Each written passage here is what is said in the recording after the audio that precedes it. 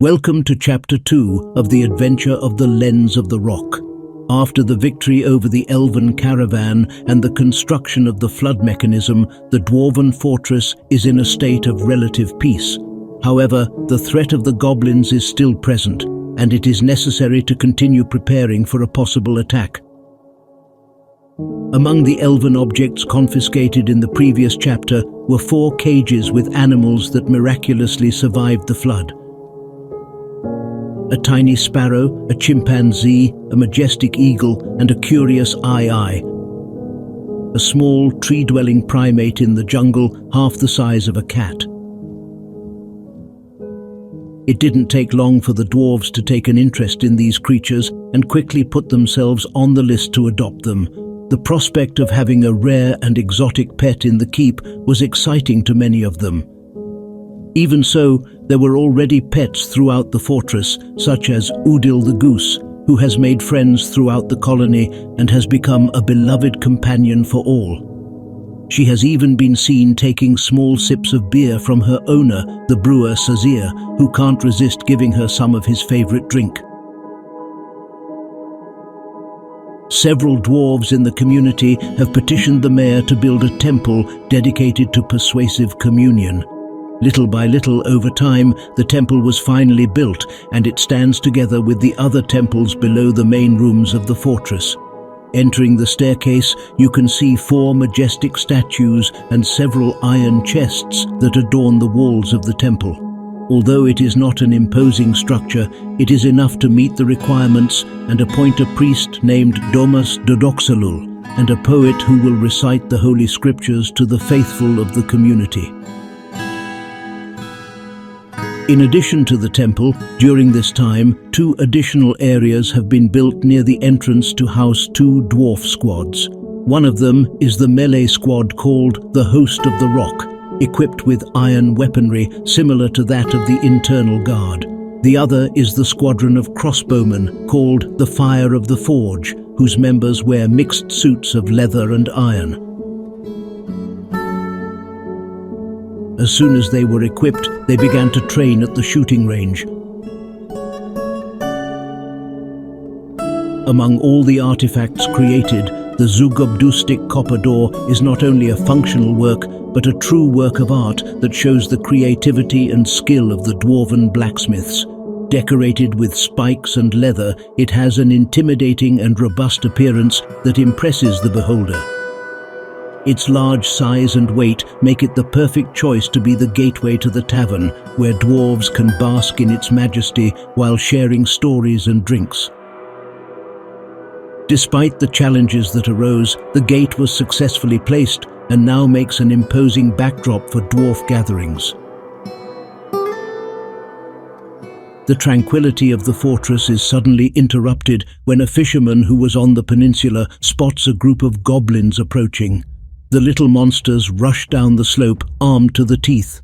A dwarf who was standing guard by the main entrance, alerted by the fisherman's cry, realizes the imminent threat.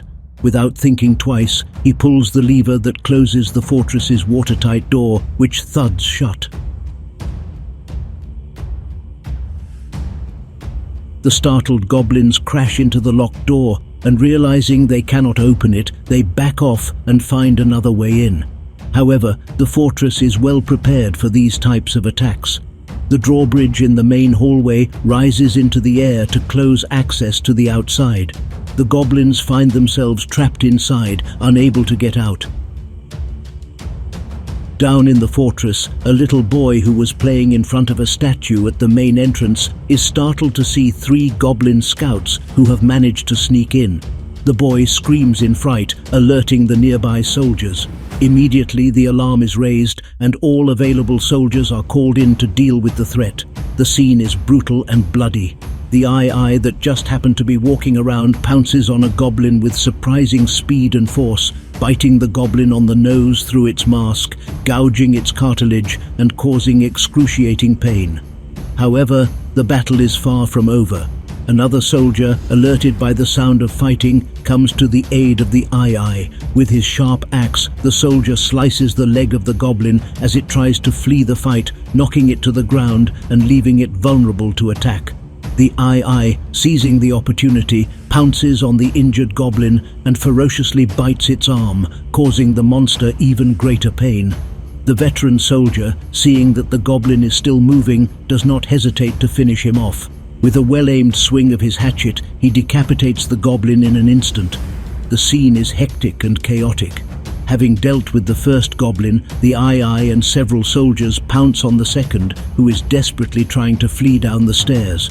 But there is nowhere to go. The fortress is closed, and the soldiers are in control. Meanwhile, the other living goblin has managed to get into the tavern, but it is not long before he is confronted. The jeweler Urvad, known for his street fighting skills, punches the goblin to the ground. Grasping him by the tongue, Urvad holds him immobile while a soldier spears him, and the miner Alath kills him by driving his pick into his head. But the fight is not over yet. The fleeing goblin is overtaken on the stairs by the soldiers, who knock out its teeth in the process. The novice soldiers in particular seem to take great pleasure in beating and torturing the dying goblin and crawling on the ground. The scene is grisly and violent, but the soldiers know they can afford no mercy. Finally, after a long and exhausting fight, the 3 goblins are defeated and killed. The Eye, for his part, has shown his courage and cunning in the fight, and has earned the respect and admiration of all the soldiers. Medtob, the captain of the crossbowmen, decides to adopt the Eye and names him Emush in honor of his courage and skill in battle. Returning to the entrance hallway, the order was received to retract the hallway floor, causing several goblins above it to fall into the void. The impact of the fall caused serious injuries to their bodies. The next action was to open the dams and allow the water to flood the entire place. A powerful wave of water soon filled the corridor, causing the goblins to run for safety. However, they ended up being dragged to the collection room, where they drowned. It was time to drain the water and get back to normal. In doing so, it was discovered that some things had slipped through the grates in the lower channel, but there was nothing to worry about, since when the water is drained, there will be access to that channel. Meanwhile, the dwarves took a well-deserved rest in the tavern after their hard day, as well as cleaning up the remains of the mess in the main corridor. Once the water was completely drained, the goblins' bodies were deposited in the hole and their goods were transported to the warehouse. The Dwarf Fortress Tavern has been recently renovated with the addition of glass windows in the cavern-facing rooms. The owners hope to attract more visitors and keep them safe from the dangers of these hostile lands. However, due to the remote location of the fortress, few adventurers dare to venture here. During the construction of the windows, an unexpected incident occurred. A boy named Doomed, son of the dwarf carpenter in charge of the installation, came out to play through the excavated wall and accidentally got trapped outside. He was trapped at the top of the tree in the caverns with no way to get down without help. Luckily, a dwarf who was passing by noticed the situation and alerted the others to remove the window. Doomed's rescue was successful and he did not suffer any serious injuries. From then on, additional measures were taken to ensure safety at all times. Now, with all the windows installed, long-awaited visitors can enjoy the stunning views of the cavern while relaxing in the tavern's comfortable rooms. The experience of being surrounded by the wild nature of the cave is unique and memorable. In the training room, the dwarves have taken measures to ensure that crossbow practice is as safe and efficient as possible. Fortifications and ramps have been built in front of the objectives so that bolts can be collected from the lower deck without risk of being hit by crossbows. This practice is vital to the defense of the fortress, so the dwarves have been invited to work in the training room and help collect the bolts. Fortress security and defense officers oversee the training and offer advanced tips and techniques to those interested in improving their ranged combat prowess. This initiative has been very well received by free citizens who have found a new way to collaborate with the community and learn useful skills for their own self-defense. The training room has become a meeting point and camaraderie for the dwarves of the fortress, who share stories and anecdotes while improving their skills with the bow and crossbow.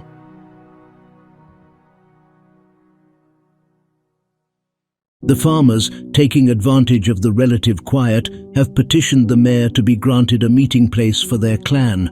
However, they do not settle for just anything, but instead request a large, well-decorated and comfortable room to carry out their meetings properly. Construction starts immediately. As Ushat, the broker and former expedition leader, was enjoying a quiet afternoon fishing outside the fortress, she heard eerie sounds in the distance. Looking up, he could clearly see 6 goblins coming down the hill towards the entrance of the fortress. In an instant, Ushat launched a loud cry of alarm down the stairs. The sound spread throughout the fortress. Aware that there are only 6 of them, the 30 available soldiers decided to put their skills into practice in real combat and at the same time help the newcomers. At the cry of charge, the second in command of the internal guard stepped forward alone. He charges at the first goblin and chops off its head with his sharp axe. 2 other well-trained soldiers from his squad joined him and set up a barrier at the bottom of the ramp, severing limbs, punching out teeth, and killing everything that came down the entrance. When the rest of the dwarves arrived, the fight was over. 5 dead goblins surrounded by blood and severed limbs. The victory of the dwarves was resounding, and their combat skills were once again demonstrated. However, the situation turned grim when they realized that one of the goblins had managed to escape. This fact meant that the position of the fortress had been discovered, and surely a new attack was on the way. After an emergency meeting, while they collected the remains and the little succulent loot, they reached a unanimous decision to counterattack and take advantage of the surprise factor. After reviewing the map and the little information they had, they decided to attack the nearest goblin hole to the south, which was relatively new and would be protected by few goblins. It was a simple first attack, but important so that the dwarves could learn to attack more effectively in the future. For this mission, 20 dwarves were selected, leaving the internal guard at home. The soldiers leave brave and fearful of what they are going to find. While we wait for the dwarves to return, we can appreciate the tree farm inside. The trees have grown tall and strong. It is an emergency measure in case at some point they have to lock themselves up and need accessible wood without putting themselves in danger outside. After a victorious mission, the dwarven squadrons returned without injuries or casualties. Fortunately, the fight had been quite easy, as they only had to face about 10 goblins. By the time they realized the attack, it was already too late, killing the few that were left with ease. The dwarves destroyed and looted the place, obtaining a small loot that included various items, including an anvil. They couldn't pass up the chance to get a nice anvil for free. Despite the victory, there were no prisoner dwarves to rescue. The soldiers will rest for a while and prepare for a new assault on the goblins in their own territory and perhaps rescue new settlers. During this period of relative quiet, the dwarves worked hard to build the hall the farmers had requested. Finally, the room was ready, with inscriptions carved on the walls and floor, cavern-facing windows decorated with polished jewels, 2 metal statues depicting a dwarf collecting a plump helmet from the farm, metal chests and tables and chairs for meetings. In addition, 2 unique artifacts created during these years of peace stood out on 2 pedestals. The first is Ficoduma, with a value of 2,000. It is a milk-colored quartz, polished to perfection. Everything is made with the highest quality. On the object is an image of a bean plant in white quartz. The second artifact is the Nakis Rigoth, the most valuable artifact in the entire fortress, worth an extraordinary 23,000 coins. It is a bracelet made of brown stone with cabochons of purple gems set in it and a figure of a rat carved from a purple gemstone.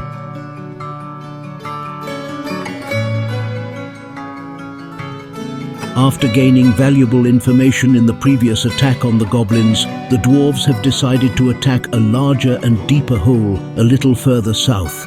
There are reportedly around 75 enemies, but several dwarves have also been known to be held prisoner there. Currently, the population of the fortress is 122 dwarves, but if we exclude children, and there are many, there are not enough dwarves to safely form more professional squads. Due to the large number of enemies, the 3 squads will have to leaving the fortress unprotected. In anticipation of the success of the upcoming mission, the dwarves have decided to take steps to ensure the future prosperity of their fortress. Several additional rooms have been built, designed in the characteristic dwarven style, and it is hoped that windows may be added in the future to improve the comfort of the occupants. In addition, a major expansion of the fortress farms has taken place, doubling their size. The hope is that if the next mission is successful, new settlers will be rescued and the fortress will continue to grow. The goblins attack with greater force and numbers than before, increasing the concern of the soldiers. The health of the warriors must be kept in good condition, since they will soon leave on an important mission, so to counter the goblins, the flood mechanism will be activated, an effective tactic that has been used successfully in the past. In the hallway, enemy sniffing dogs bark at 3 stealthy scouts. The dwarves don't have time to lock them up, so the army of 30 dwarves will stop them in the lower corridor. At the end of the hall, 2 dogs on chains have been placed to entertain the goblins and buy time to effectively close the corridor. These dogs are true heroes of the cause and will be honored for their bravery. Goblin raiders enter the hallway, unleashing mayhem and violence. A poor dog, found in the wrong place, is hopelessly killed by the goblin horde. At the end of the hall, the canine heroes, bound in chains, face the goblins with all their might and bravery. Taking advantage of the chaos of the battle, the dwarves pull the levers that activate the locking mechanism, closing the doors to the corridor and trapping the attackers inside. Despite the risk and violence, the dwarves' strategy has worked. Screams of agony and blood filled the air as the dwarven soldiers fought fiercely to protect their home and people below in the keep. Unfortunately, we were late to witness it. The 3 explorers who had been discovered fought fiercely for their lives. One of them took a copper arrow to his knee, causing him to fall to the ground, writhing in pain. A dwarf soldier came running up and decapitated the goblin with a single blow. However, by then, the other 2 goblins were already running away. The dwarves gave chase, catching up with one of them and hacking him nearly in half with an axe. The other goblin was impaled by a dwarf spearman who struck him in the head, killing him instantly. The deafening sound of the activation of the mountain gorge echoed throughout the fortress, indicating that the flooding mechanism had been activated. Water began to forcefully flow through the hallway, rapidly filling the area where the goblins had been trapped. The 2 brave dogs that had fought are swept by the current towards the hole at the end of the canal. The goblins try to resist the flow, but the force of the water pushes them mercilessly, drowning them without resistance. Finally, the flood stopped, and the dwarves waited patiently for the water to drain from the area. Once the area was dry, the dwarves entered and began collecting loot left behind by the enemy. They also took it upon themselves to throw the goblins' bodies into the hole, making sure that no trace of their presence remained. This victory is important, as the soldiers must be healthy and ready to depart on a crucial mission shortly. A deafening sound rises through the hole. The forgotten beast Inglas has arrived, a huge magpie with lidless eyes. It has a wide horn and it twists and waves. Its emerald feathers are long and sparse. Beware of its poisonous sting. The beast must have been attracted by the smells and noises coming from the bodies that fell into the underground lake, but luckily it has not found the entrance and disappears into the cavern. However, an attack of that magnitude by a giant magpie beast could mean the end of the fortress, so be vigilant. The dwarven soldiers solemnly assembled in the temple, the air thick with tension and fear. They prayed silently, seeking comfort and strength before leaving on a mission that could be the last of their lives. The 30 of the rock lenses were preparing for the most important battle of their lives. The goal was clear: rescue the captives, destroy the southern hole, and eliminate a large number of enemies along the way. Bravely, the dwarves left the temple and walked through the entrance hall, where stood the statues and tombstones of the 2 hero dogs who had given their lives to defend the fortress. The dwarves looked at them with respect and gratitude before continuing on their dangerous mission. Thanks for watching the chapter. See you in the next one. Bye.